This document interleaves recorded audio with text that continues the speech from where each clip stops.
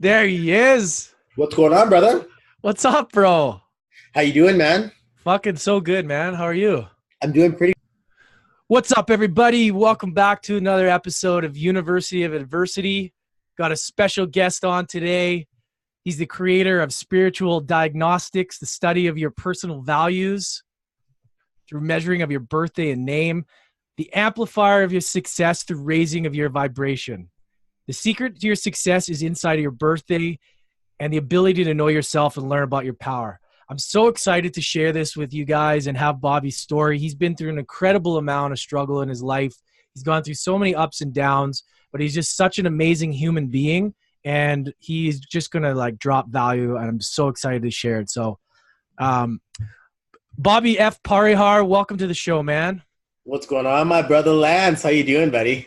Bro, so excited to have you on, man. I love that this is kind of a different sort of topic, different sort of style, and I'm super excited to share this with the world. Yeah, man. So let's dig deep, fill in the gaps there for us. You know who you are, where you came from, and how this all came to be, man. Man, it's a really weird story. And first of all, I just want to acknowledge you, dude. Like you're growing, and you're definitely taking this on, having your own show and providing value for people. You're gonna get a chance to put a lot of different people in the hot seat, and that's gonna grow you. You're just gonna basically rub up against the people that you want to interview until you become the guy, and it's just a wonderful feeling. And I got so much love for you, Lance, man. You're such an awesome brother, and I appreciate everything you've done for me and everything you are inside of my life for sure. I got a chance to be a part of at University of Adversity. We got a chance to level that name out. And it's pretty crazy what's happened in the last 4 or 5 years of my life. Up until about 30, 29, 30, 31, I was like a serial employee, just like every year on average of 3 to 4 jobs. Some years it was 0 jobs. And it was just sitting at home as an adult in my parents' basement. I just couldn't find stability in employment. It was the shittiest thing because I got hired in car sales. I got into banking. I got lots of really good opportunities. I got hired at Shaw, corporate world, the whole field, but I just couldn't make anything stick. I was either shitty at the job, couldn't do it, or overqualified, couldn't do it, or didn't want to do it, couldn't do it. But there was always something that was standing in my way of just finding a stable place to grow a piece of wealth or a piece of my family. And I knew I wasn't going to be able to even date without a stable income, to want to even take women out. And I'm kind of guy who wants to buy stuff for my girl. I'm like, so you want to go for a walk in the park? There's not much of a date there inside of not being financially stable. So I was sick and tired of it. And then a mutual friend of ours, Balaj, it was about 2015, 2014, where he was, I was watching him, and I got fired from my job as he was leaving his to build his business. And I'm like, you know what? I'm sick and tired of this. If you can't beat him, join him. So I was like, you know what? What is this? Let me get involved. Let me get into business with you. So I dropped my money down on it. I basically became an entrepreneur. But then that's the fastest way to have all of your garbage catch up with you is to be an entrepreneur. And next thing I know, I'm dealing with all of the crap that I was hiding underneath an employee mindset, being like, I'm gonna be in business, and then treating my business as if I was the worst employee in it. And the best thing is I can't get fired. Nah. And I was so high on myself to think that I wasn't going to get fired from my own business. But at the same time, I was I wasn't doing shit. I wasn't getting nothing done. And it was crazy. About 6, 7 months in, I'm piece by piece, basically Blodge is yo, you should check this stuff out. There's a W in my name for a reason. I found something. It was really cool. It's the secret ingredient, the missing key. It's what he called it. And so I was all right, cool. This is 6 months in. I'm whatever. I'll get something to give me an edge or advantage, something. I'm spiritual. I'll take this on. So I ended up getting a numerology session done.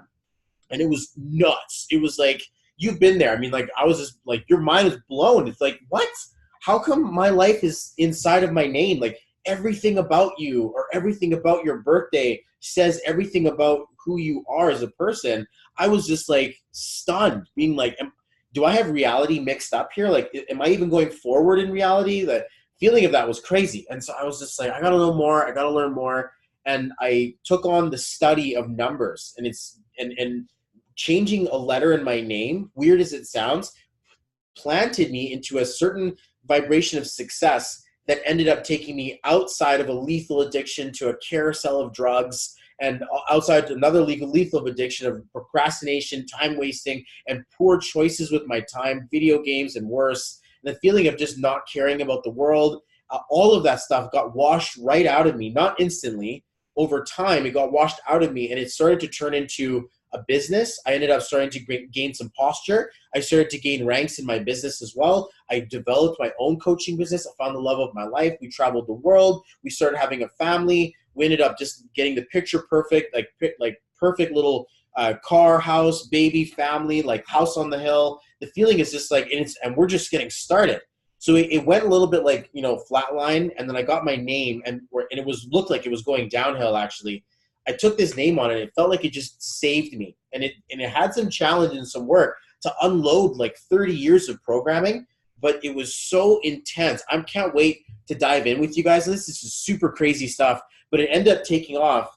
And to the point now where I'm speaking on stage, I'm speaking to groups of people, I'm booked out weeks in advance, I'm helping people to find out about the true nature of what's going on within themselves to help promote them in for business. Like your case example, like we got a chance to sit together extensively, and now look at you, you're like, you've taken charge of your life, you've been able to take direction from it, and you're growing, and it's a wonderful feeling to see. And I'm just like, wow, the power of this is unbelievable. Where we were a year ago, we were just talking just a second ago, it's nuts, night and day contrast of how things are blowing up for us. But yeah, man, I'm ready to like divulge all of the goodies and all of the cool things that I've learned along the way.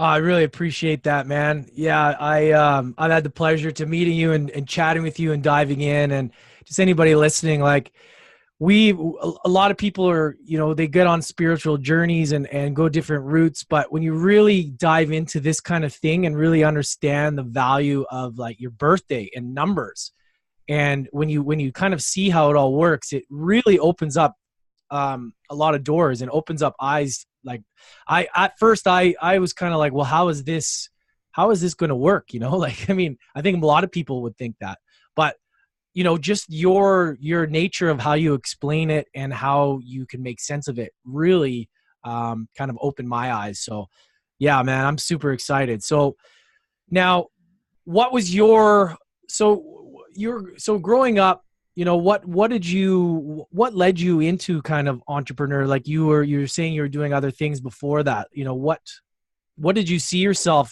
at your age now? Where did you see yourself at the age you are now when you were younger? Like, did you see yourself having your own business, or did you see yourself doing something else? Oh man, such a crazy spine-chilling topic here. I saw myself working from home, and I saw myself with a family, and it felt like it was never going to happen. And with numbers, it basically like started to lift off. But when I was really young, my parents were clothing retailers, so they basically had a brick and mortar business in malls. They would buy clothes from the States, go and sell them retail, and just do be basically a retailer. So I was always aware of what it was like to be self-employed.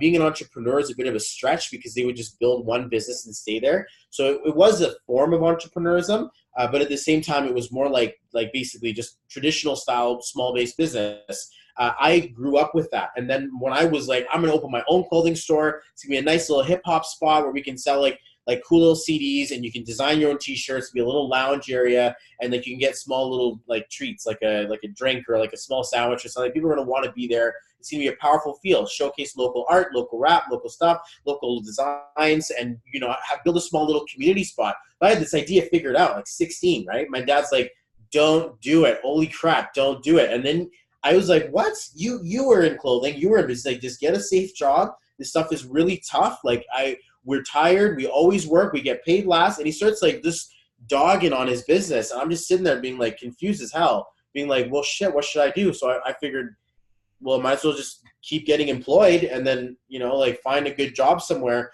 And it kept on closing, slamming doors in my face until I recognized everywhere I went, I wanted to redesign the process, help them innovate, create something new for them, promote their people, train people. I wanted to get into management. And I recognized that I was like always looking for a higher place to jump off of. And to the point where I was like, you know what, I should just probably not ever come back down and just continue that rise into becoming an entrepreneur. Nobody's going to tell me what to do. Nobody's going to fire me. Nobody's going to try to take things away from me. I get a chance to build my own design, which is basically what led me into it. I was just kind of a control freak in that feeling of like, I wanted to buy into the brand, but nobody wanted to buy into my brand. I'm like, well, I might as well buy into my own brand. And it's been working pretty well, pretty since. I mean, I'm liking what I see on your branding. I hired your branding guy. So he's kind of doing the same thing for me right now. And I'm like getting some of the goodies coming in. And I'm like, man, this is next level. What's going to happen and what's coming up next. But it's all formulating the plot around it. I believe it started back when I was like 8 years old, selling like Oakley glasses, like imitation Oakleys to my friends at school for like $15. And I didn't even know. I was just like, yeah, $15, $20, take some glasses. And then I got in trouble from my teachers. They were like, you can't sell shit at school, okay? And then I was in middle school, I started selling knuckle rings. I was like, got in so much trouble. I'm like, I'm gonna stop that. And it ended up turning into like, just me getting into business. Yeah, no, yeah, I remember those days of like the fake Rolexes and stuff. You go to Mexico, you get the fake Rolexes, fake all that kind of crap. It's so funny, man. It's so true. A lot of people, it starts from selling lemonade when you're a kid, and you get the hustler sort of vibe of making money. Now, you said something earlier that I really could relate with, and a lot of people could too. But when you start being an entrepreneur, it sort of brings highlights the garbage in your life. Like, it really shows you. I know for me, it really highlights your weaknesses, because you can't get fired, but you kind of not having that accountability can be very tough. So maybe tell us some challenges that when you started that to where you are now, that you've been able to overcome, and sort of some sort of limited beliefs and confidence that a lot of people don't have in the beginning that you've been able to overcome. I think, I like to think that I have a natural personality to just be like, open and talking and stuff. So it kind of like sort of melting really quickly. But at the beginning, that was pride. That was like basically replacing the hard work that I actually had to do. And I spurts and sporadic hard work of reading, taking notes, visiting events, growing myself, taking seminars, workshops, this carousel of like events that you have to do as an entrepreneur, personal development, community development, actually producing activities. And over time, I looked back and realized, hey, wait a second, I actually did something. And it day by day, it's like watching a pot boil. But if you like look at it at the long term of things, you're like, hey, I actually covered some ground. So I needed a few years of perspective to actually see that I overcame that stuff. But I have to really lean back again to numerology. My old name was just like running myself into the ground. My new name was like, I'm going to take my adversity and use it as my university. You know what I'm saying? Oh, that feeling was there, to think that vibration actually sorted me out a little bit to like face me for opportunity, and also face me for like getting my expression back out there, so I can actually say stuff instead of just wanting to say things and ended up not actually accomplish anything. Now it basically turned into, well, I invested in the events. I squeezed out all the money I had to buy plane tickets. I borrowed, and I definitely begged for people to help me through my path. And when I came back from it, I was like, okay, well, that's kind of, you have to go all in. You have to go all out. You have to definitely you can't leave anything left inside of you. You have to push absolutely everything you have in order to continuously create, or like to break through. So whether it's just one thing a day, if you throw one thing a day and you read a page a day, it's probably going to take some time to figure it out. But if you like read, interact, go to the event, and you just keep throwing all this stuff at there and breaking all these beliefs like as fast as you can, it's gonna like work out. Even Balaj was like, if you fail at snowboarding, you can throw the snowboard away and say, this sucks, I can't do it. Or you can continuously persist through the failure. After a while, people still see you standing. And it was crazy, because I'm like, I don't care, I'll take all the punches I need. I'm gonna be the craziest guy out there. I'm gonna do this stuff. And people will laugh at you at the beginning and be like, you know what you're doing. And then a couple years later, like, oh yeah, so you still doing that thing? Like, you still into that? And it's the longevity that you show up, that you're not just another flash in the pan, is what really like, even my family, who was like ghost town, they just left. And I was like, well, I guess I'm on my own. Even they're coming back, like, you know what? I'm really proud of you. You stuck through it. You did stuff. And the accolades for me was like super powerful, but it took a lot of time and like reflection over time. But like the best thing I can suggest is do whatever you can, like whatever angle you have to get at least some traction or some moving around. Doesn't care if it's 1 step forward and 10 steps sideways or back.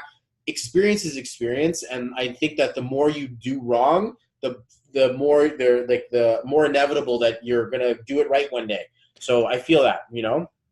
Yeah, definitely, man. I love that. Lots of gold in there. I wanted to talk about about your family, because I remember you had brought up to me how it was when you sort of started to explain this, and how hard it was for them to accept, because a family, obviously, when something is different than, the usual, I mean, they were probably like, well, what is this? And they were probably, just worried about what you were doing. Like, tell us a bit of the, because I remember us talking about this last year, and I remember it was tough for you, bro. Like, how Yeah. was that? And tell us what you went through with your family, with having to kind of overcome that hurdle of them really not understanding what you were doing and your vision.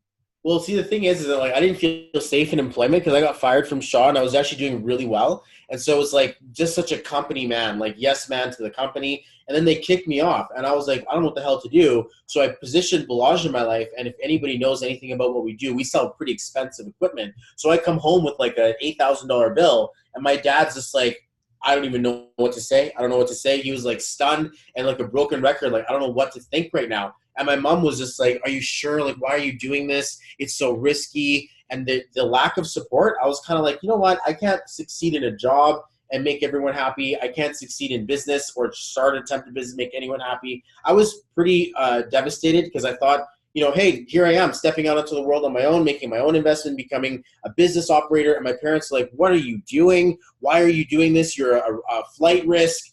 Like all you're doing is smoking weed and doing drugs. You got fired from your job and now you spent all your savings on this thing and like, oh my God, it's crazy. And like, it was nuts to feel. And I was like, oh shit, I guess I am pretty like I can't hold a job. I do make rational decisions. I run from the seat of my pants, the passion inside, my intuition. So to them, I'm like freaking crazy. So I was just like, it was tough because I saw them just look at me and look down and be like, I'm disappointed. And then someone asked them, so how's your son doing? And my dad's like, he told me, he's like, when people ask me what you're doing, I don't know what to tell them. And I feel like I'm just like, you know what? I don't know. I'm sorry to say. And I'm not proud of you. And I was like, oh, that's just like, ouch, dad. Like, just punch me right where it hurts. I'm like, I've been trying to live up to this guy's freaking shadow my whole life. And I'm like, you know what? Forget it. I don't care. I'm just going to do this stuff anyway. Luckily, I got a job at Rogers like the next day anyway. So I took my water machine with me to Rogers and I was like, here, drink this and try to. People are like, shh, just keep it quiet. It's a call center in here. Nobody knows about your tragic, journey through entrepreneurism. Just take the calls and 5 minutes in and out, you're good to go. And I was, again, excelling, but I'm kind of like, oh, yeah, cool. Like, how can I help you? Oh, my gosh, I can't believe we did that to you. I'm so sorry. And so just playing the motion, sitting there on the phone, like, talking to these people, just like pushing buttons, being like a high-paid vending machine. I'm afraid to excel. I can't show my true power. I don't want to be powerful in a corporate world anymore. And so everything is just sort of like ripped away from me. At the meantime, I'm dealing with a legal addiction to drugs. Okay, so it's like either weed or X or mushrooms or MDMA or coke or like alcohol. It's just a cyclone of like one thing after the next, and I'm not telling anybody. Nobody knows. I'm just being like a high functioning addict that was just able to go out there and get stuff and then use it as an antidepressant or as a painkiller was actually more likely to be able to dumb myself down to the fact that I wasn't living to the full potential of my life. This was crazy. And then this name thing came in, and then suddenly again I got this motivation to let go of the drugs eventually, to actually like take power back in myself and to commit to the group. And it was like a long climb because I had all of this monkey on my back of like crap that I was like holding with me, that to pull it piece from piece was I was the best man at my cousin's wedding. He blocked me on Facebook. my cousin, since we were kids, we used to be in the same like she used to come over to my house and we would do like the like daily day-to-day cousins. She's disconnected my phone from hers, like actually like blocked me from texting and calling her. Like that's legit blocking someone. And I was like, wow, like I handled it all wrong. I did all of the big mistakes you do in business, run your mouth, don't do any of the work, get mad at people, tell them that what they're doing is wrong. I wasn't selling. I was just trying to like figure something out. But you learn some stuff. You get beat up. And if you're still standing at the end, you kind of like, whoa, you know how to dodge some of those blows a little bit and to, play the game of power a little bit more. You learn some things. Yeah, for sure. And we've talked about this in other episodes too, as well as being able to deal with those those problems that come at you. And instead of just letting it just kill you, like, oh, my life's over. Like, what am I going to do? Why is this always happening? You're like, all right, this sucks, but how can this make me better? How am I going to use this in my advantage, you know?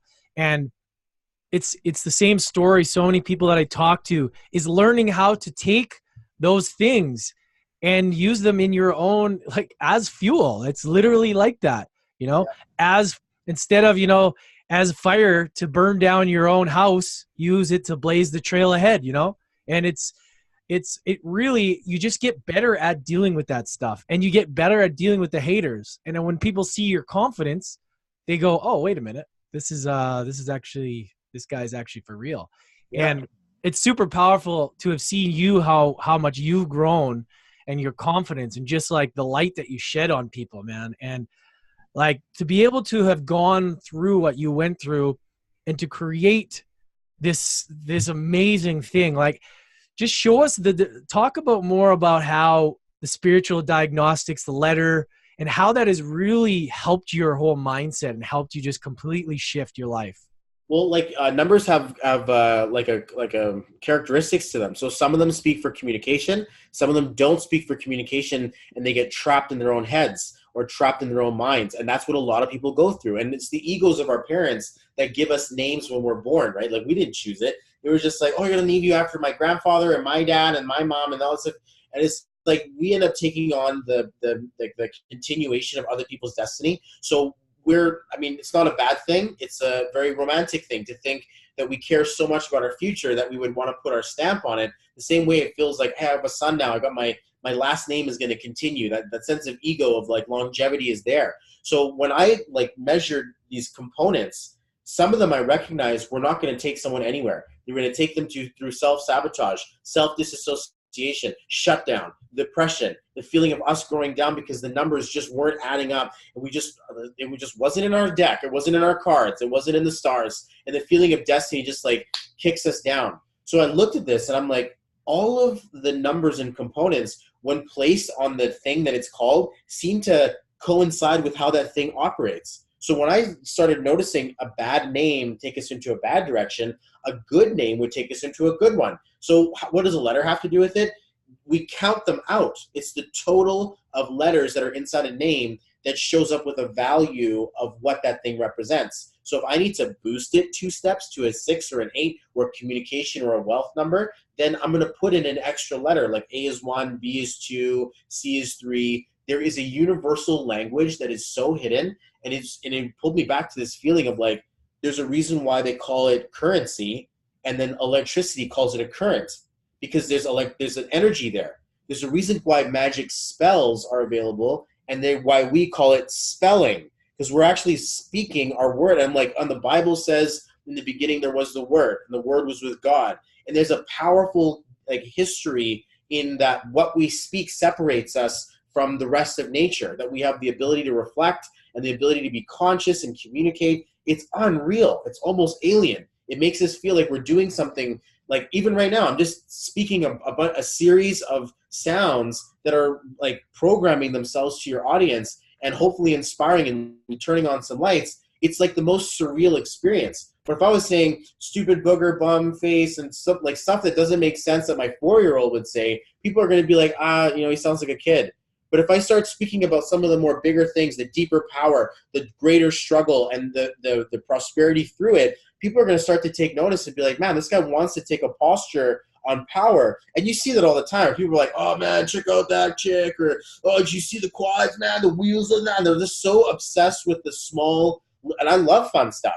I mean, definitely don't get me wrong. But if I'm going to build my life and the content of my conversation based on how cool, like simple stuff is, I'm never going to get anywhere. So the name took me from self-sabotage on the inward downward scale, which I can measure which direction a name is going, into a positive business upward and outward scale. So now I'm projecting it in a positive way to others as opposed to projecting it negatively towards myself in a downward position. That's like the power in a name is nuts. And it's the same thing. If you see a table with 3 legs, it's going to fall over. You need a table with 4 legs to be solid in structure. That's just the point of an object. You can't hold something in a box if the box doesn't have a hole in the bottom, or it has a hole in the bottom. It has to be a container. So the same thing with names. You can't hold success, love, long-term value, family, finances, wealth inside of a name that's shaky and doesn't know discipline, that doesn't know structure, that doesn't have confidence, that doesn't have courage and the ability to hold it all together.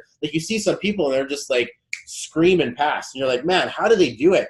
They either were born with the right name, or they've learned some stuff, they've gone through it, and they've basically like pickled their experience over time so that they know exactly which direction they're growing into. And I get a chance to be the start point on the journey for a lot of people doing that, myself included. Adding that extra 6 letters or 6 numbers to my name changed everything. And to be fair, Francisco is my middle name. So I was like, give me the F. It was either F, O, X, H, Q, or Z. So I'm like, my middle name is Francisco. I'm not going to be like Bobby Q Parihar. It sounds like it's like, what the hell is that? So I'm going to take the F because it aligns with my path. And that makes me feel like I could buy that. My ego is satisfied. Little did I know that would be the best thing to ever happen to me. It cleaned me out. It put the self-love back in and started to turn into an amazing set of experiences. But wow, man, so crazy. Yeah. The thing is like, just like anything, people just need to have it explained properly. Because a lot of times people hear something and they'll just go off the basis of, limited beliefs, all they've been conditioned. So if they've ever heard something like that and somebody said something bad about it, then they're only going to go off that basis. But having you explain it like that makes it so much easier to make sense of it, right? And it's like that with anything. It's like, what we sell, it's like anything. The more people have an understanding of it in real time, and you can really paint a picture of what it does and why it works, it's so much easier to digest. That's why I love it. That's why when you talk about it, it's like, man, it makes sense. So, I know you've been able to help so many people with this. Give us an example of, I don't know, maybe a transformation that you've seen within the last while that you've been doing it, that stands out for you, that you've seen somebody just be like, wow, that was really remarkable. Okay, so I met a couple last year, and they were serial entrepreneurs. So they had done another program, they had built a team, couldn't keep their success together. They came to our platform, and it was a spiritually conscious, very mindset focused, personal development, our community. They sat down with me at the beginning of the year, and they tweaked their business page name. Since then, it's been 12 months. They've made $450,000 worth of commission, and they basically they accredit me to the magnetic shift that their feeling went through, that their conversations took off, their team took off, people started paying attention to them, and something just clicked for them that was this like unexplainable. But they swear by me, and inside of their team, every one of them gets aligned, every one of them's having success. And that was Sarah and Vaughn Price, which was a current underneath Christy and Clint Morgan. You definitely got to get them on your podcast if you haven't done so yet.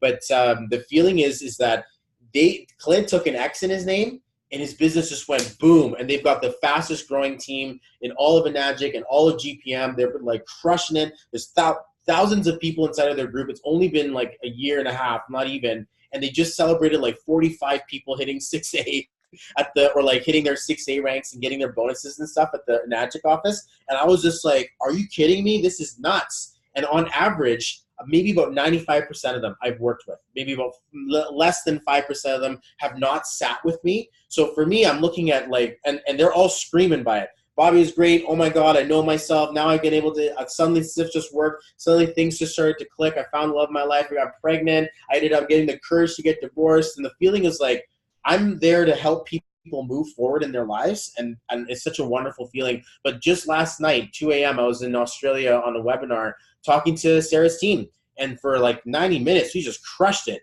And it was crazy just to look at that. I'm like, half of you people are having a wonderful Christmas this year, and half of you guys are just new. And it was just such a wonderful feeling to think, this is the person. She's like, I credit Bobby this. We made $450,000, and it was the power of the community and this feeling of we clicked. It just, everything started to just click. So those are some things that kind of stand out for me for sure. Yeah, and with the kind of business that we're in and the route that you're going with this, it must be such a good feeling to see that work that you've done come out and be able to see people get results. It's like, you know, it's obviously like, maybe explain to people, like, are these people are these people that have been kind of working on personal development and it's kind of like a piece of the pie? Or, because I mean, somebody listening that's never heard of this, you know, what kind of people are they? Are they from all different walks of life? Have they been on a little bit of a spiritual journey already? You know, like, you know, maybe just a little bit of clarity of like, are these just normal people doing this stuff, or is there something different about them? I was actually looking at my stats to see where my clients are coming from. Most of my guys are Australian because the team just keeps growing. They're spiritually focused out there, and they're all about the mindset, the inner work, and that feeling of like the mystic feel. So I noticed that their charts are a little bit more valuable in that area, which to think that they want to nurture some of this information. On average, it's about like 80% women that connect with me, and the skeptics and the open-minded skepticals connect with me after time, or after someone else buys them a session, or after their spouse is like, you got to sit with Bobby. So I do get all walks of life, but the one really cool thing I get a chance to is talk to the hard skeptics, and I have that inside of me, and afterwards they're just like lights in their eyes being like, I got to rethink life here. I don't know what's going on, man. Like, this is nuts.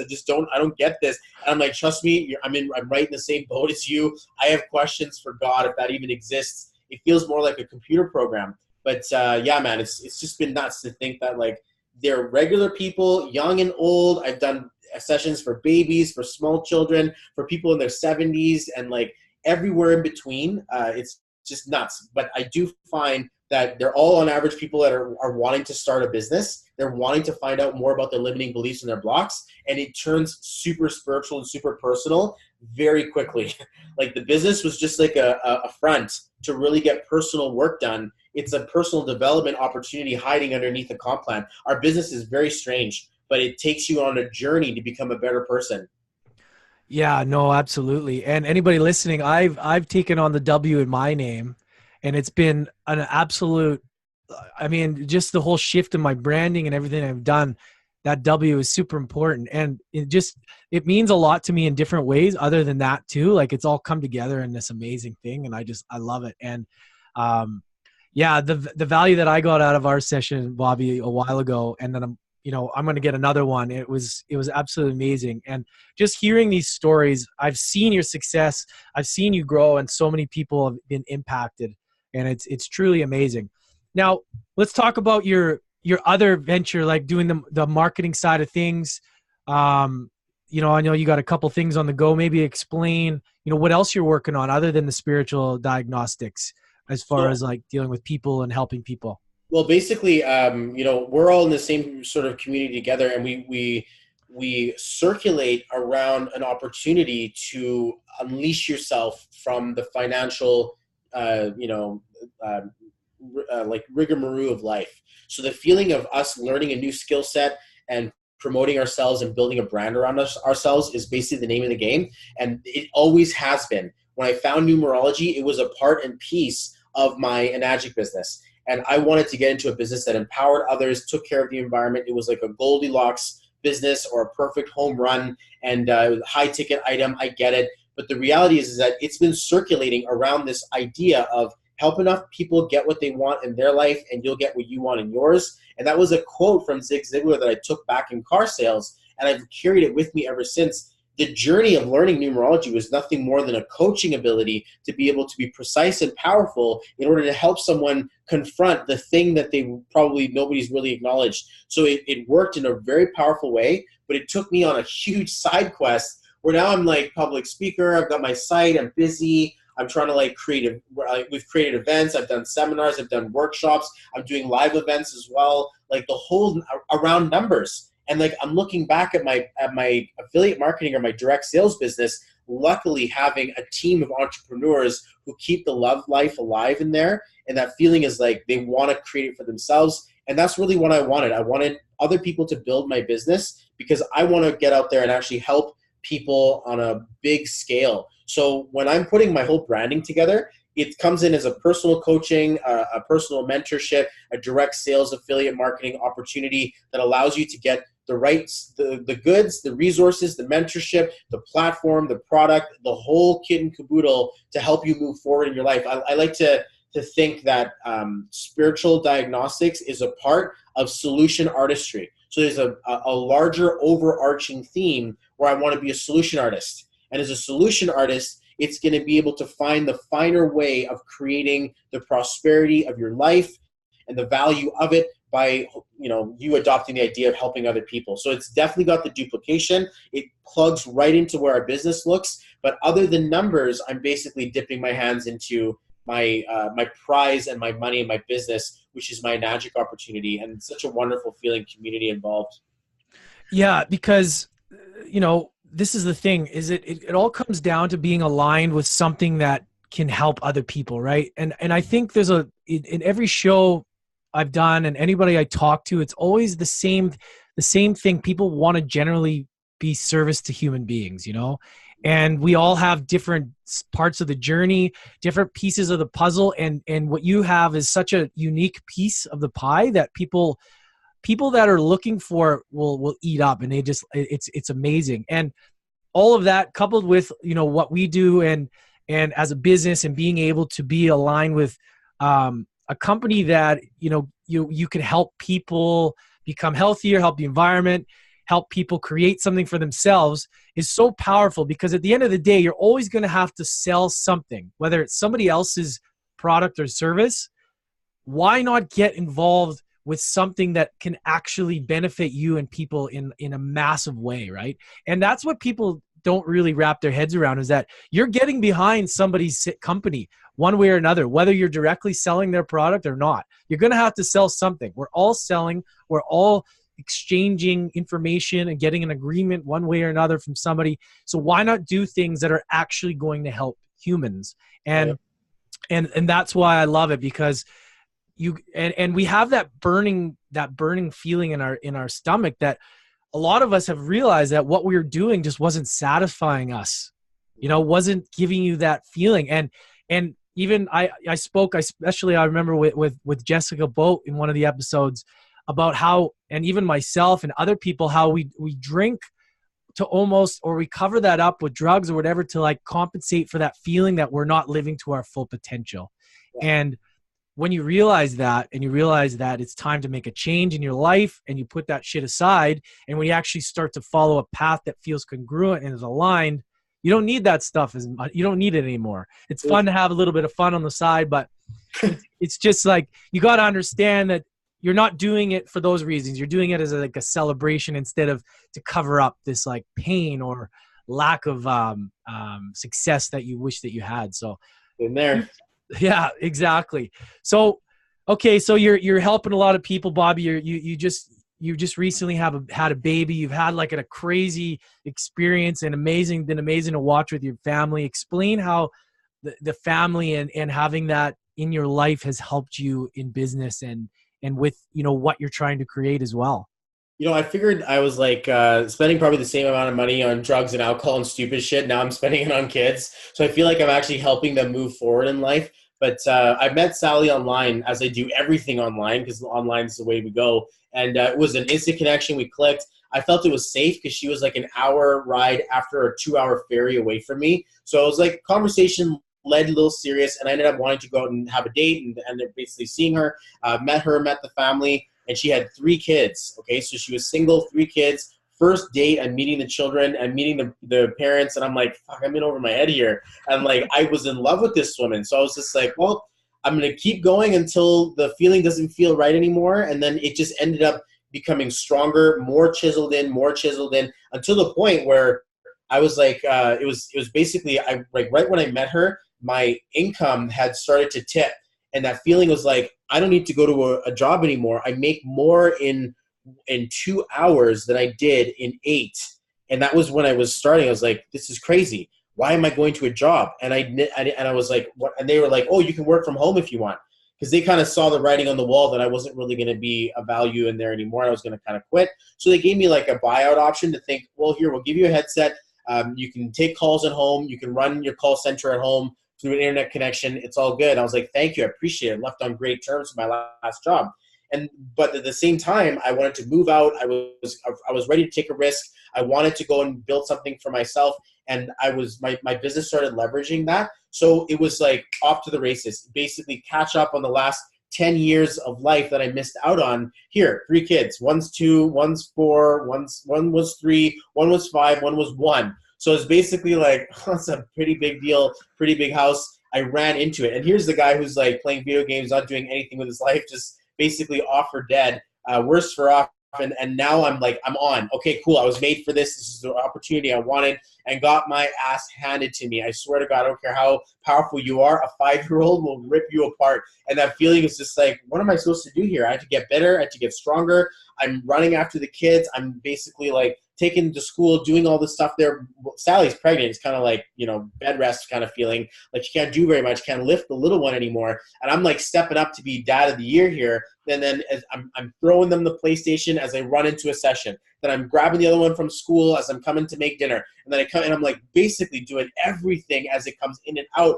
taking messages, making sure I'm getting it all done. The quality of them, of the feeling of them running up, daddy, daddy, daddy, daddy, daddy. And this is like the thing they say when they run across the house, trying to get me to like be the referee or the mediator in whatever that's happening in their life. Daddy, daddy, daddy, daddy, daddy. That's the thing that they all proclaim. And I was like, man, that feels good. It feels like I made up because I was wanting to be 21, 22, young dad, never happened. And now here I am, 33 at the time. Suddenly, like I made up for lost time. I found a family that needed someone. I needed a family, and there was a marrying there. We basically moved to the island. I left the mainland for good, and it was off to the races. We ended up, I said, June. Maybe I'll move out in June, maybe September or December. We'll see how things work 6 to 12 months later. This was back last year. It took me 2 months. In February, I was like, that's it. I'm moving to the island. And I basically picked up 2 months after and came into the picture. 3 months later, Sally gets pregnant. And we definitely decided this. She's like, oh, I just want to enjoy you for a little time before we have kids. I'm like, you already have kids. Like, I'm not going to, how much enjoy me do you think is going to happen? Like, I want to have all of our kids now so we don't have to like spend the next 10 years figuring it out and then spend the next 10 years figuring it out on a second round or a second wave of kids. Let's just make sure we get them all out of the way done now. It'll be kind of tough. We're going to look kind of weird. I get it, but I'm going to be cool when I'm older. So it's going to be a powerful feel. She was on board. So, okay, we decided. It was March 3rd, the fated day of conception. And basically I was like, there was also the weekend that we moved into our new house. So we basically we found a place, waterfront, mountainside, huge opportunity, like overlooking 2.7 acres right now of my new place as my neighbor. There's nothing built there. It's just an empty lot that nobody wants. I'm like, I want it. So the vision was planted. I'm pregnant. My seed was planted. I've got my business now. I'm growing. I'm basically taking bookings every day. It's like $1,000 days and like $500 days, $800 days. Some days were like a lot more. Some days were nothing. And there were like weeks at a time, wouldn't make anything. And then boom, 1 week I would get booked out for a month. And it was crazy to think that the power of the universe, the law of attraction, if you go fast enough to not give a shit about what you think, like some people are like, ooh, should I take the jump? I'm like already jumped. By the time they finish the sentence, I'm like, run at the speed of love, run at the speed of business, run at the speed of light if you can, and we'll deal with what happens when we get there. Another opportunity will present itself. I'm not going to get caught wondering and deliberating and figuring things out. Let's just shoot first and ask questions later, and run with the intuition that God's got your back. And it all seemed to start working out. We traveled the world in the summer. We went to Vegas in April. We went to Phoenix. I lost my dog in June. Was family ripped apart a little bit. Then we went to the Philippines, Australia. I spoke in front of 500 people. Like the year is just going boom. Sally's getting more and more pregnant. By the end of the summer, we ended up going to Toronto for one last bang. We hung out with everybody out there at the Gaz Fest within our group, our community. It was awesome. Got recognized on stage for being a coach there as well. And then I ended up coming home and having a baby. In the meantime, between that, I was like, this is too boring. We bought a 2018 4Runner. I got engaged and bought her like a $13,000 piece of ice on her finger. And I was like, let's do this. I want to marry you. I want to be there with you. I proposed in front of my whole family. This is a whirlwind. 2 weeks later, we ended up having my firstborn, her fourth child. and it's been nuts. Now I don't sleep. Now I'm basically like, as if shit wasn't like hectic enough and busy enough. Now it's like overdrive, and now Sally's like absolutely nursing. So it's either baby's crying or she needs to sleep. So it's like, man, it's been going crazy and nuts. And I just found such a huge level of purpose and passion in talking like this, because I know me sharing my story is going to light up hearts, and it's going to light up people being like, I need to book in with Bobby. I need to see this. I need to figure out what's going on in my life. I want that change. I want to take a letter and suddenly watch all of the garbage in my life turn into like gold and stop throwing away my life. But for me, that was kind of like the last 12 months, like nuts. And I couldn't have done that while my head was in an expensive bag of stuff that I don't want to talk about. The feeling of me going through negativity in my life, I ended up washing it clean. I lost everything. And I was like, I'm not going to build anything with anyone unless I love myself. And that's when stuff started to turn into my direction. But that was like early 2017 around there, where I was like, you know what, I've got to keep going. It got bad. Like I ended up getting a job as a dispatcher at a taxi company. Like I was like working graveyards. It was like $13 an hour. And I was just like hating life. And I just couldn't figure it out. I went back to Rogers. I went back to the mall. They fired me again. And it was like such a shitty deal. I'm like, what the hell is wrong with me? And then my buddy's like, hey, do you want a gig? I got a sales opportunity in a call center. And from there, things started to pick up. My business started to pick up. My leadership picked up. I got promoted again. And this time I left on a good foot. So it was a wonderful feeling. The last job I ever had, they were like, bravo, good for you. You know, you should follow your passion in your business, as opposed to that booting kick out the door, which is like, we don't want to see you again. So it kind of saved my pride a little bit in the employment world after like a tumultuous row around it. But that move into the kids, that feeling of succeeding and fulfilling the family passion that I always had in my life, made me feel like I made it. I did it. And I mean, we're still, you know, we don't want for things. We get what we want. We buy nice things. I'm getting bigger. I'm going to get better. I'm going to do more in my life. I'm going to give more in my life. It's just this self-perpetuating feel now that my kids need to see a powerful man. Like their dad didn't show up for them. The relationships didn't show up for them. Here I am. I'm the one that they call daddy. And that feeling is like sacred. I'm not going to just mess that thing up. I absolutely know what it's like to love my dad and to have a strong, powerful feeling of it. Even just like brought to a lot of like sincere emotion, knowing that you had to go without or have to go without yours now. It's like, I'm not going to take that in vain. I'm going to absolutely honor the fact that I'm going to show up for my kids and absolutely be the feeling that gives them emotion when they get older. Because, I mean, it's a true mark of a man to really raise the future generation. So, I mean, with that, on that sort of slightly more emotional note, I can only imagine how proud your pops is of you. Because when we did all that numerology stuff for you, it was like 222, had to look at my phone, 1111, 111. You kept seeing these angelic messages, and it made me feel like, you know what, you really tapped into something powerful, which is something that gave me a lot of pride and made me feel like I could look my kids in the eye. I'm like, what do you want? Like, what should we get for you? And spoil the fuck out of them. Like, I don't care. I don't care. I'm going to do it. And you know, you only get a chance to be a kid once, and I hope we inspire a culture of spoiling the snot out of our children instead of being like, stop it, no, go to your room, stop that, and be quiet. And I find myself doing that when I get mad at them. It makes me feel really guilty to think that I want to be the heart-centered dad and not the hard discipline guy. So that's kind of where I'm at. My kids are giving me a lot of my passion and a lot of my purpose for sure.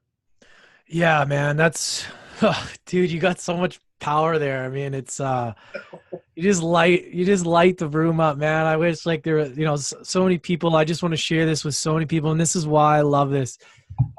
Yeah, when we worked together, man, like I'd recently lost my dad and you know, my younger brother shortly before that. And yeah, it was really the timing, and you really helped me to sort of like wake, you know, just have that awareness. And I remember when we met, you were still, you know, I think this is around the time you were still kind of single, but you might have met Sally. I can't remember, but what I found absolutely amazing, I'm going to paint this picture for people listening. Like when I saw you in Vegas and I saw you, Sally, and all the kids, and I was like, holy shit, man, how the hell are you doing this? Like Bobby's sitting there, you know, we have speakers. He's sitting in the back. There's one of the kids is pulling his arm. The other one's running around, and somehow like he was able to like keep his cool and like be nice, and people will come up, hey Bobby, can I have a picture?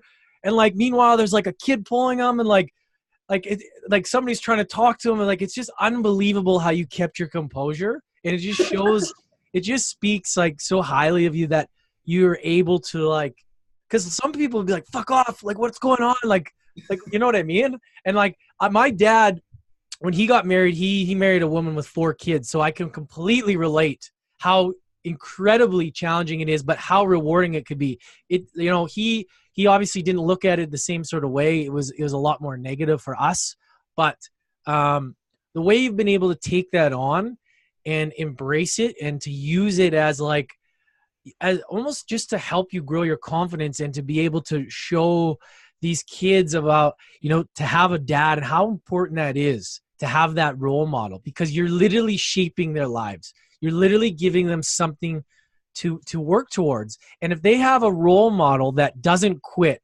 that has composure and that is fair and that promotes love to people, they're only going to grow up. They grow up to what they see, right? And what they're shown. And it's just amazing that you're showing these kids that. And I've just, for me, just the last year to just see how much you've taken on, and now you have another child. It's like, holy shit, man, this guy's incredible. I don't know. I don't have the capacity to understand how you're able to do it. It just shows, it speaks. I can't even get it out, because it's like, I can't even believe it sometimes, man. And it just goes to show you, though, anybody listening, even myself, like if this guy can have different businesses, connect with people daily for hours and hours, have to cook, have to, you know, look after kids, be a loving, you know, partner, and still be able to keep a smile and positivity. It's just like amazing. So anybody sitting out there thinking to themselves they can't do stuff or they can't get through their shit and work it out to become successful, like, I mean, you really, really got to dig deep and realize that, you know, we all have a story, and it's just a matter of really deciding that you want to make a change and really understanding that you got to use those things and use them in your favor. So, man, super powerful. I'm just like, this lights me up talking to you, man. I just get so excited. Now, before I forget, I don't want to forget where. This is super important always. Where can people find you, brother? Just so that we're super clear on that. It'll all be in the show notes, but I want to make sure that everybody can find you easily and access your stuff. So bobbyfparihar.xyz is my site. You can also get me on Facebook. So BOBBYFPARIHAR.xyz. That's the web page that I have currently. It will be .com sooner or later, but we'll have that currently right now. And then also on Facebook, Bobby F. Parihar, basically you can come and see me. I've got a couple of pages, so you can sort of find me from a few different avenues. I'm also then again on Instagram, wherever social media shows up. I'm like the only Bobby F. Parihar out there, and it kind of like show up like 4 or 5 different times. So it's all me, but booking directly on my site, I'll just basically see you and connect with you personally. If you have any questions first, you want to like try to like ask me some things before, maybe you have some insights before you connect with me, then absolutely messaging me on Facebook would be the best way to connect with me for sure. Awesome. Yeah. Guys listening, you know, if you need a mentor, if you need somebody who can lead a team, who can, you know, teach you this spiritual diagnostics, whatever it is, Bobby's your guy. Like, you really, he's just so kind and caring, and anybody that works with you, man, is like in such good hands. And I'm just like, I can't say enough good things about you, bro. So it's been an absolute pleasure. Like, make sure you guys check him out, follow him. He's, you know, full of value. So, bro, I just want one more thing, and I know you might have touched on it. I always ask everybody this kind of, you know, what is one thing that you, just being the title of the show, University of Adversity, one thing that you can give as how somebody can overcome adversity to go on to experience the life that they deserve to live? You know, one thing. I probably inspire you guys, if you're dealing with adversity, to know that adversity is going to give you and grant you and bestow on you so much more value and gifts in the long term, in the long run, than a supposed success. The growth is in adversity. The actual like growing through things happens in that adversity. So for people who are being like, man, my life sucks, I can't figure this out. I can't get a job. I can't get the money. I can't get the girl or the person of my dreams. I'm dealing with that adversity in my life. Just remember that small feeling, and it can feel a little bit of a back slap to think when shit's going really bad that someone says, hey, that's actually a really good thing. It actually is, and it feels like everything is taking away from you because the universe wants to give you new stuff. So if you're dealing with that feeling, just rest assured that the sun will shine again and that the grass will grow again. All good things come to pass. We just have to be there to endure it. And patience is one of the most powerful virtues of the whole universe. So if you're going through a bad thing or a bad time or some adversity in your life, consider yourself blessed that that's one of the most common denominators in the most wealthy, the most successful people on the entire planet is that they ended up having to wash in, or take a shower in the rain, or live out of their car, or eat out of the garbage, or figures, and then they end up going to create some powerful things in their life because adversity squeezed them to the point where they popped. And some people don't make it. They pop themselves instead, or they pop the pills instead, or they just pop themselves down to the couch. But some of us are going to get popped and squeezed up, and to feel that we're actually going to grow to the mantle of what we were growing through. So sometimes, bad things happen, but we're all going to die anyway. So we may as well take that value that we have now to move things forward. So that's kind of how I would inspire you guys for sure. Oh, amazing, bro. All right, man.